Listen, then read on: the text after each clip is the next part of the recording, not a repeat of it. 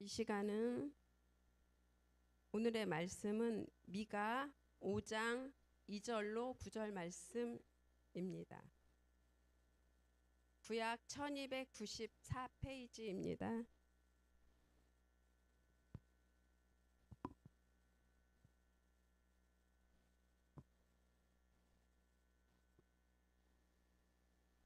시작. 베들레헴 에브다야, 너는 유다 족속 중에 작을지라도 이스라엘을 다스릴 자가 내게서 내게로 나올 것이라. 그의 근본은 상고에 영원에 있느니라. 그러므로 여인이 해산 그들을 붙여두시겠고 그 후에는 그의 형제 가운데 남은 자가 이스라엘 자손에게로 돌아오리니 그가 여호와의 능력과 그의 하나님 여호와의 이름을 위엄을 의지하고 서서 목축하니 그들이 거주할 것이라. 이제 그가 창대하여 땅끝까지 미치리라. 이 사람은 평강이 될 것이라. 아수르 사람이 우리 땅에 들어와서 우리 궁들을 밟을 때에는 우리가 7 목자와 8 군왕을 일으켜 그를 치리니 그들이 칼로 아수르 땅을 황폐하게 하며 니므롯 땅 어기를 황폐하게 하리라. 아수르 사람이 우리 땅에 들어와서 우리 지경을 밟을 때에는 그가 우리를 그에게 건져내리라.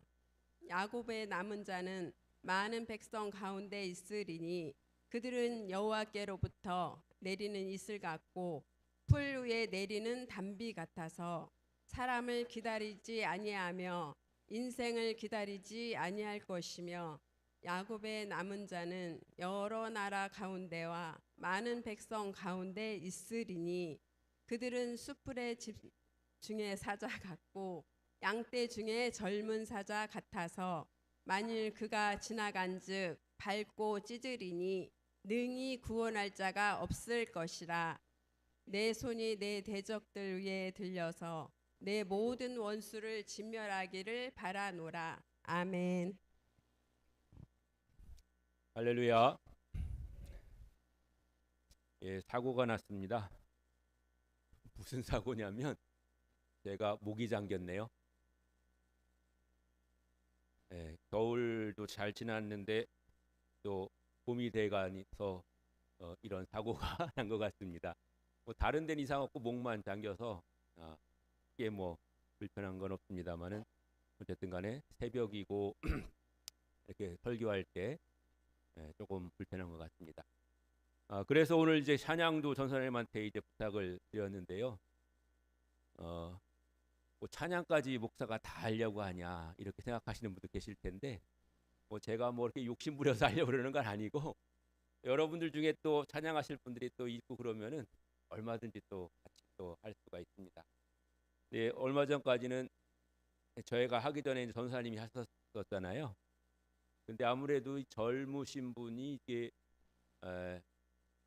노인 취향에 맞추긴 조금 어려운 것 같아가지고 나이 든 사람은 젊은 취향에 좀 맞추기가 오히려 더 쉬운 것 같아요. 근데 젊은 사람은 노인 취향 맞추기가 쉽지는 않더라고요. 저 정도 이렇게 머리가 좀 허연 정도 돼야 취향 맞추기가 되는 것 같습니다. 아무튼간에 앞으로 제가 주야장창 욕심대로 계속할 건 아니니까요. 여러분들도 찬양 하실 수 있는 분 같이 해주시고 또 악기도 하실 수 있는 분 같이 해주시고 또 전사님도 또 앞으로 또 더 준비하셔서 하시고 그렇게 하시도록 하겠습니다. 오늘 여러분과 함께 이제 나눌 말씀은 미가 선지자에 관한 말씀이에요. 우리가 지금 이제 구약의 선지자들에 대해서 함께 말씀 나누고 있거든요. 특히 이제 소 선지자, 소 예언자에 대한 말씀을 나누고 있는데 왜 그러냐면 우리가 성경을 많이 보고 설교도 많이 듣지만 사실은 성경도 보는 데만 많이 보게 되고 또 아는 것만 또 계속 알게 되고 그런 경우가 많이 있거든요.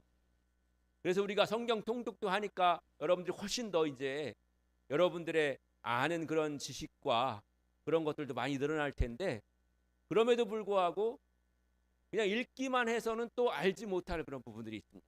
또 설명을 들어야 알게 되는 그런 부분이 있고 설명을 듣고 읽어야 또 잘 깨달아지게 되는 거거든요. 그래서 이제 특별히 우리가 평상시에는 관심을 좀 덜 가지는, 그리고 많이 우리가 접하지 않는 그런 부분까지도 여러분과 함께 좀 말씀을 나눠보려고 하는 건데요.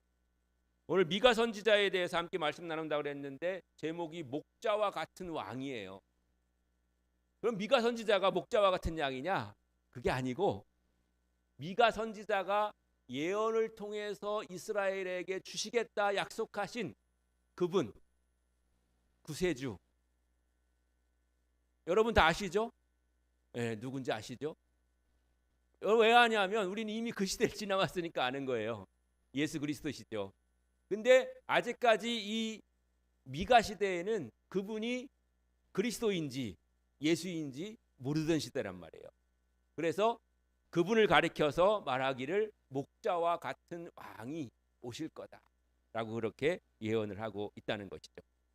그 말씀을 미리 좀 드리면서, 미가는 옛날 이스라엘이 이제 남북으로 갈렸을 때 남쪽 지방에 살던, 즉 남유다에 살던 선지자였습니다. 그리고 그가 태어난 곳은 모레셋이라고 하는 그런 데라고 1장 1절에 기록되어 있는데, 모레셋이라고 하는 동네는 뭐 그렇게 중요한 동네거나 유명한 동네는 아니고요. 굳이 지금으로 얘기하자면 팔레스타인 쪽에 이렇게 붙어 있는 그런 동네 중에 하나입니다. 그리고 이제 오늘 우리가 읽은 성경의 선지자 이름이 미가인데, 이 미가는 왠지 뭔가 식당 이름 같은 그런 느낌도 들지 않습니까? 무슨 그런 데 본 적이 없다는 듯 같은 그런 느낌인데, 여러분들 고급 식당 안 가봐서 그래요.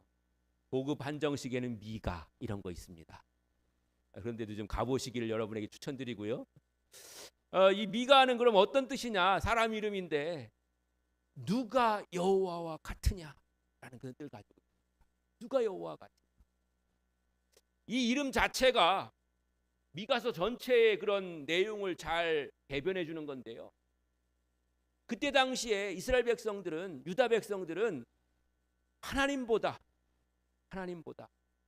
다른 것들을 더 귀중하게 여기고 또 죄악에 빠져 있고 타락 가운데 있었던 그런 상황이란 말이에요. 그러니까 하나님보다 더 중요하게 생각하고 더 귀하게 생각하고 더 좋아하는 것들이 많이 있었던 그런 시대란 말이에요. 그런 시대의 이스라엘 백성들에게 누가 여호와와 같으냐? 여호와와 비교할 사람이, 여호와와 비교할 것이 아무것도 없다라고 하는 것을 이제 전파하기 위해서 예언을 시작한 선지자가 바로 미가 선지자입니다.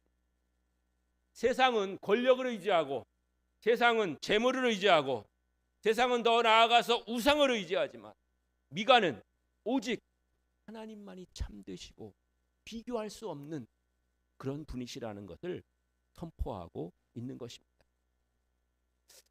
미가는 또 1장 1절에 보면 요담, 아하스, 히스기야 왕 시대에 사역했다 이렇게 기록되어 있습니다.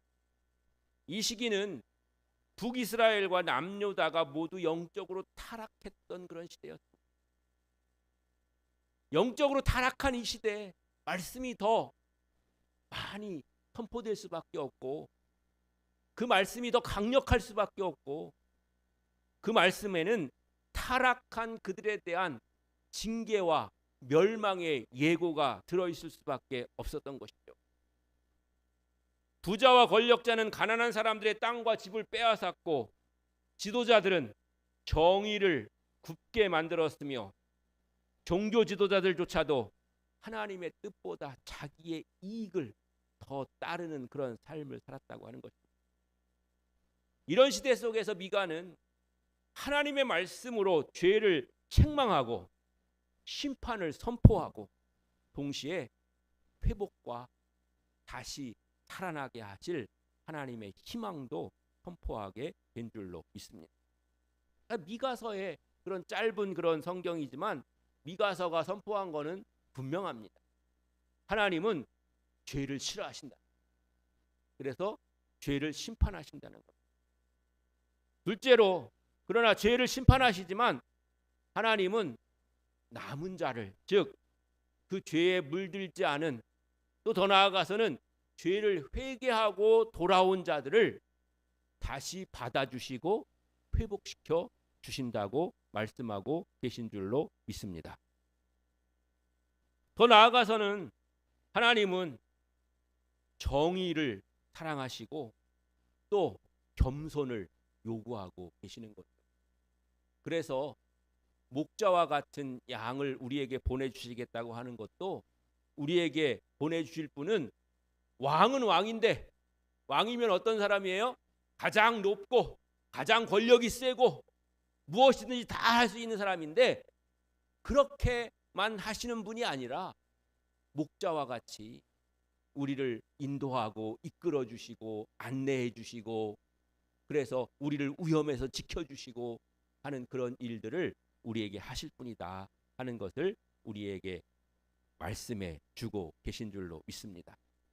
그러므로 미가서는 형식적인 그런 신앙이 아니라 삶으로 드러나는 믿음, 그리고 악한 세상 속에서도 하나님 편에 서는 믿음, 그리고 심판이 행해질지라도 그 가운데서 회복하게 하시고 우리를 다시 주님께로 인도하실 그 하나님을 바라봐라, 이렇게 우리에게 가르쳐 주시고 계신 줄로 믿습니다.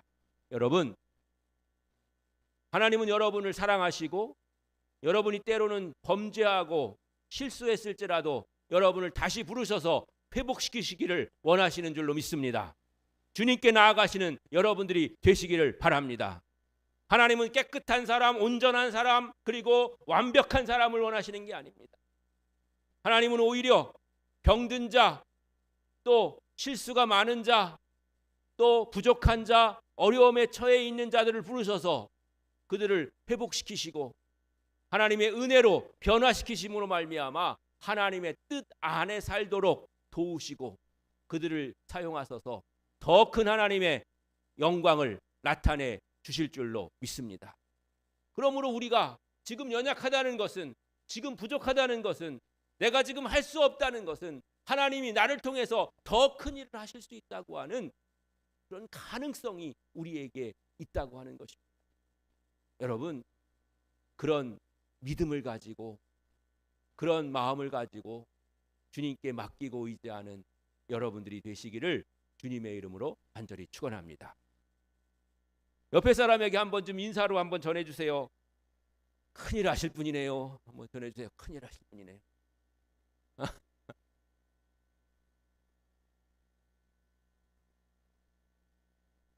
또 그 말 듣고 또 업돼가지고 이번에 지방선거 나오시는 건 아니죠? 뭐 나오시기만 하면이야 뭐 우리가 뭐 적극 밀어드리죠 뭐 다. 그러니까 적극 밀어드리는데 뭐 하실 수 있으면 뭐 하시는 것도 저는 좋다고 생각해요. 교회 다니는 사람들이 사실은 어느 분야에서든지 잘하면 저는 좋다고 생각해요. 뭐 교회 다닌다고 아무것도 안 하고 또 늘 그냥 뭐 겸손한 건 좋으나 그러나 자신을 너무 축소해서 작게 생각하지 말고 할 수 있는 분야에서 최선을 다해서 하고, 그 대신 그런 걸 할 때에 최소한의 그런 신앙적 양심과 또 하나님 주신 말씀 안에서 하는 게 중요한 거죠. 그래서 세상 사람들과 똑같이 혹시나도 뭐 속이거나 아니면 잘못된 것을 가지고 다른 사람을 공격하거나 그렇게 하지 말고 하나님의 선한 뜻대로 우리가 세상 가운데서도 우리에게 맡겨진 우리가 할 수 있는 그런 일들을 잘 하는 것이 하나님 앞에 영광 될 줄로 믿습니다. 말씀드렸던 것처럼 이 미가가 활동했던 이 시대가 죄악이 편만하게 그렇게 펼쳐졌던 그런 시대이기 때문에 미가를 통해서 하나님은 그 죄악된 백성과 도시를 심판하실 것이다, 이렇게 선언하시는 겁니다. 하나님은 사마리아와 예루살렘의 죄를 보시고 그냥 지나가지 않으셨습니다. 이 하나님의 특징 가운데 하나는 그거예요. 죄와 하나님을 대항하는, 대적하는 일에 대해서 결코 봐주시는 일이 없다는 거예요. 우리는 좀 봐주기를 바라잖아요. 그리고 우리는 사실 또 봐주고 살잖아요. 사람과 사람 사이에는 그렇게 하는데, 그런데 사람이 봐줄 수밖에 없는 거는 우리가 거기에 대해서 끝까지 책임질 수 없기 때문에 그래요. 근데 하나님은 결코 봐주시는 일이 없는데, 하나님이 결코 봐주시지 않을 수 있는 이유는 하나님은 심판하시지만 그 심판을 듣고 돌이키고 회개하는 자를 다시 인도하셔서 더 크게 쓰시고 더 하나님의 능력으로 역사하셔서 하나님의 영광을 나타내시고 하나님의 복을 주실 수 있기 때문인 줄로 믿습니다. 하나님은 끝까지 책임질 수 있으시기 때문에 죄악은 그림자조차도 남기지 않도록 그렇게 심판하시고 그 백성들을 연단하시는 것입니다. 이렇게 하나님은 그 백성들을, 그 도시들을 심판하시는 거죠. 그 심판이 그러나 다시 회복을 시작하는 그 시작인 겁니다. 그래서 교회 다니는 사람들이 그런 말을 많이 이제 하게 되고 간증도 할 때 그런 말을 하게 되는데, 고난이 축복의 시작이다, 고난이 축복의 씨앗이다, 이런 말 뜻 중에 하나는, 물론 고난을 통해서 우리가 꼭 죄가 있어서 고난받는 게 아니고 우리가 더 크게 쓰임받기 위해서 연단하고 그런 과정도 있지만, 혹 우리가 죄 때문에 고난을 당할지라도, 심판을 당할지라도 그것이 우리가 회개하고 돌이키는 기회가 된다면 그것을 통해서 우리는 더 큰 은혜와 복을 받게 되는 그런 기회와 시작이 될 줄로 믿습니다. 그것을 위해서 하나님 우리에게 참된 왕이시며 메시아이시고 구원자이신 그리스도를 이 땅에 보내주시겠다고 약속하신 것입니다. 그 약속이 바로 오늘 우리가 읽은 5장 2절부터의 말씀입니다. 5장 2절부터 5절까지 다시 한번 같이 읽어보시겠습니다. 5장 2절부터 5절까지요. 시작. 베들레헴 에브라다야, 너는 유다 족속 중에 작을지라도 이스라엘을 다스릴 자가 내게서 내게로 나올 것이라. 그의 근본은 상고의 영원에 있느니라. 그러므로 여인이 해산하기까지 그들을 붙여두시겠고 그 후에는 그의 형제 가운데 남은 자가 이스라엘 자손에게로 돌아오리니 그가 여호와의 능력과 그의 하나님 여호와의 이름의 위엄을 의지하고 서서 목축하니 그들이 거주할 것이라. 이제 그가 창대하여 땅끝까지 미치리라. 이 사람은 평강이 될 것이라. 아수르 사람이 우리 땅에 들어와서 우리 궁휼을 밟을 때에는 우리가 7 목자와 8 군왕을 일으켜 그를 치리니. 아멘. 우리가 성탄절 때 많이 읽었던 말씀이잖아요. 그 말씀이 바로 여기서 기원이 유래가 됐다고 하는 것을 우리가 알 수가 있습니다. 세상은 크고 강한 곳에서 구원을 기대하지만 하나님은 작은 마을 베들레헴, 거기에 구원자를 보내시고 그곳으로부터 하나님의 능력이, 하나님의 구원이 나타나게 해 주신 줄로 믿습니다. 이 예수님의 탄생을 기다리며 또 별을 보고 왔던 동방박사들도 처음에는 어디로 갔어요? 궁전으로 갔잖아요. 왕이 나신다 하는 그런 말을 듣고 궁정으로 갔잖아요. 세상 사람들은 그렇게 생각합니다. 세상의 왕은 궁정에서, 아니고 위대한 사람은 큰 곳에서, 사람은 태어나면 서울로 보내드렸다고 서울에서만 훌륭한 사람이 나는 것 같지만, 그러나 천안에도 목천에도 훌륭한 사람은 있는 줄로 믿습니다. 옆에 사람에게 좀 칭찬 좀 해주세요. 훌륭한 사람이 여기 계셨네요. 이렇게.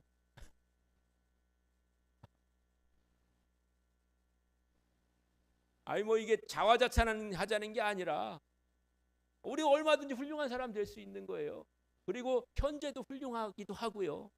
그러니까 여러분, 희망과 용기를 가지시고 여러분이 훌륭하니 여러분의 자녀도 훌륭하게 될 줄로 믿습니다. 여러분의 자녀를 통해서 그 훌륭한 그런 결실과 열매가 맺어지시기를 주님의 이름으로 간절히 축원합니다.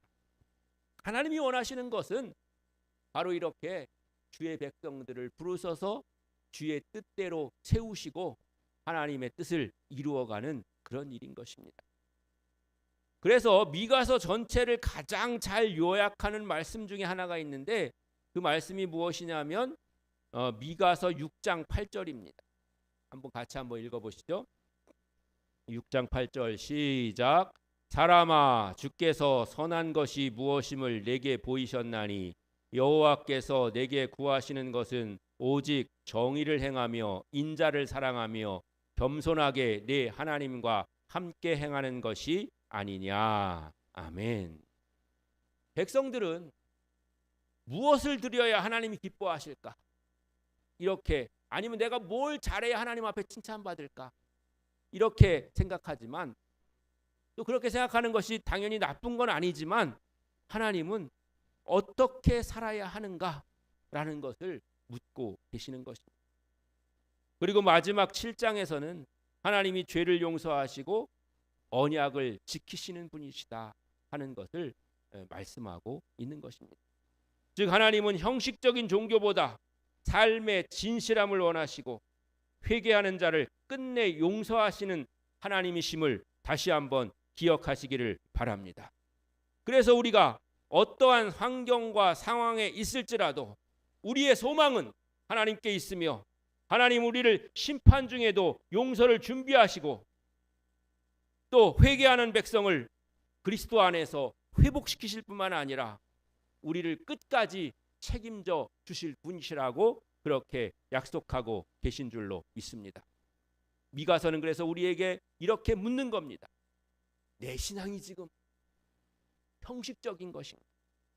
아니면 삶으로 우리가 살아가고 있는 것인가? 또 둘째는 나는 하나님께서 내게 주신 주의 말씀을 실천하는 삶을 살고 있는가? 또 하나는 나는 세상을 의지하고 있는가? 아니면 하나님을 의지하는가? 라고 우리는 우리에게 묻고 계신 것. 여러분이 정말 어려울 때, 정말 힘들 때 여러분 먼저 하나님께 맡기고 의지하려고 기도할 생각이 드십니까? 아니면 나를 도와줄 사람이 누구 있나 하고 전화번호를 먼저 찾고 계십니까?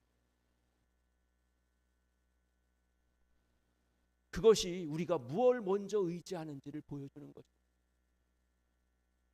하나님은 먼저 하나님께 나와 하나님께 의지하며 하나님께 맡기기를 원하시는 줄로 믿습니다. 하나님께 맡기고 하나님 앞에 기도하면 하나님은 우리를 도울 사람들을 생각나게 하시고 또 도울 사람들을 보내셔서 우리에게 도움을 허락해 주시는 줄로 믿습니다. 하나님께서 함께 하심을, 하나님께서 도우심을 믿고 먼저 주님 앞에 나아가며 주님께 엎드리며 주님께 구하는 여러분들 되시기를 주님의 이름으로 간절히 축원합니다.